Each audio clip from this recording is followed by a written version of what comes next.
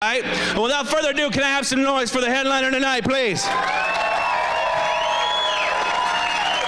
I have some noise for the headliner tonight? You've seen him on Showtime, Comedy Central. He's worked with one of the great comics, Ron White, and you may have seen he's one of the original Latin kings of comedy. Tempe, Arizona. Give your best welcome for Mr. Alex Reymundo.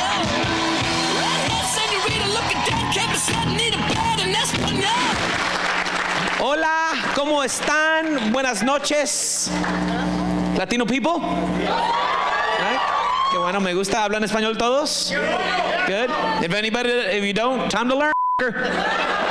You're in America, learn the language. That'll start a debate real quick, won't it? Easy, Paco. This is Arizona, God. I was actually here in Arizona on Cinco de Mayo. I was in Tucson. Yeah, the city called me and asked me to host a big block party. And I said, yeah, I'd love. Wait a minute. They said, no, it'll be great. Invite all your friends. It's a big bus party. Latin Kings of Comedy, Comedy Central, his own show on Showtime. And I got to tell you, he's coming up and showing us all what a red Mexican is, not to mention a Hick-spanic. I'm making up words. You know what? The man himself, Alex Reymundo. Nice to meet you, my friend. I got to tell you, seeing you at the Latin Kings of Comedy, you know, and you got to work with Chichi Marin, you had Paul and George. I like to call them the Mexican Beatles. Yeah, you know, and the thing is you were young then, got to learn from some of these guys. Yeah. Absolutely. And I mean, you took it from your own. You took it on your own. Yeah, well, it was an honor and a privilege to be around those guys at an early part of my career, and when I was in Texas, just a lot of comics that no one will ever know their names that I got to watch as I bartended in the comedy club and watch these guys, how they did it, how they worked with an audience. You know, it was a school that I couldn't pay for. You know, the other thing is I got to commend you because not a lot of Hispanics come to Arizona nowadays.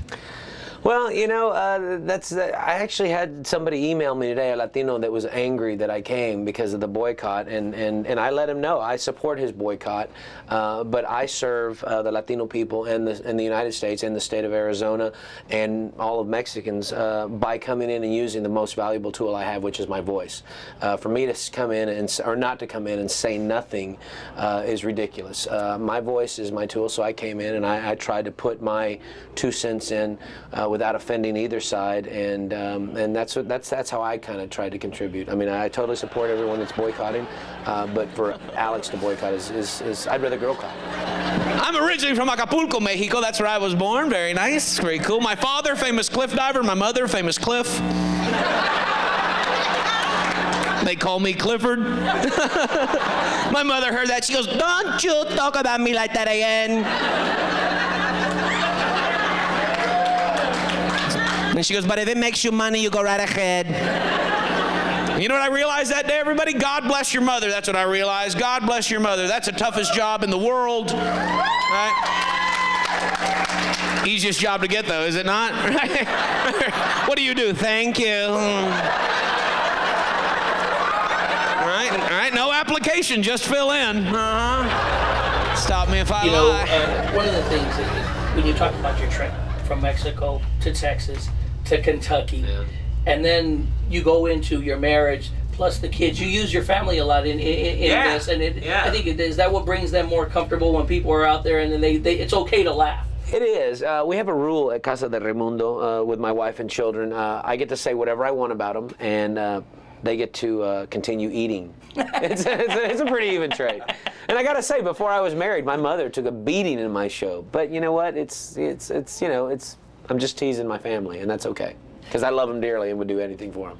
Now, one of the things is you start off with comedy, and you mentioned about Ron White, some of the people you've toured with, and we talk about how you brought Latinos, you brought white people together. You've kind of going on these tours, you've understood what brings them together. But now you're into producing as well. Yeah, you know, I've discovered that in this business you can wait for someone to say, hey, that's great, we got this show for you, which happens. But at the same time, sometimes it doesn't happen. And I was fortunate enough to be a part of the Latin Kings of Comedy. Paul Rodriguez got a glimpse of me, liked what I was doing, thought it was different enough from everybody else that he put me on the show.